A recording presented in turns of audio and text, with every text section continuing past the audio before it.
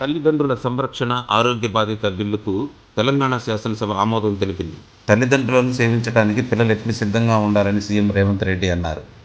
శ్రవణ కుమారుడి కథను ఆదర్శంగా తీసుకోవాలని సూచించారు.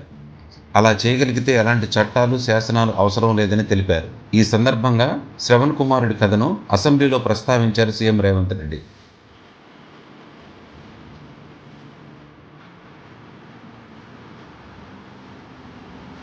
Speaker sir, the Telangana Employees Accountability and Monitoring of Parental Support Bill 2026. ఈ బిల్లు మీద మాట్లాడే ముందు ఇతిహాసాలలో గొప్ప సందర్భము, ప్రస్తుత కలియుగంలో బాధాకరమైన సంఘటనల్ని ఈ సభ దృష్టికి తీసుకొచ్చి ఆ తర్వాత బిల్లు మీద నేను అంశాలను ప్రస్తావించదలుచుకున్న అధ్యక్ష, పురాణాలలో పితృభక్తికి మారు పేరుగా నిలిచిన శ్రవణ కుమారుడి కథ మనందరం చదువుకోవడం జరిగింది. శ్రవణ కుమారుడు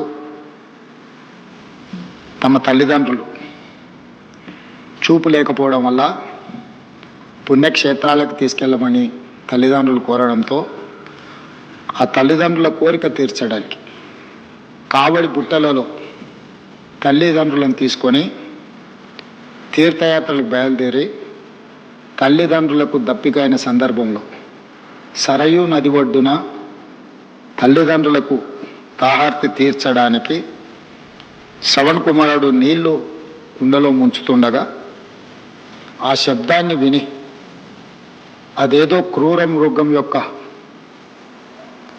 శబ్దమని దశరథుడు శబ్దభేది బాణాన్ని ఛేదించడంతో ఆ విల్లు గాయానికి శ్రవణ కుమారుడు మరణించడం జరిగింది. అప్పుడు ఆ వృద్ధ తల్లిదండ్రులు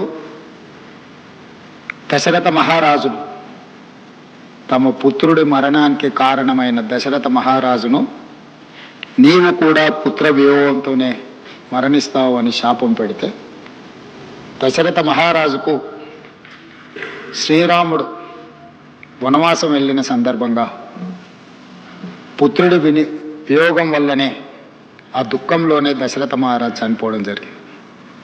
ఈ ఇతిహాసము శ్రవణ కుమారుడు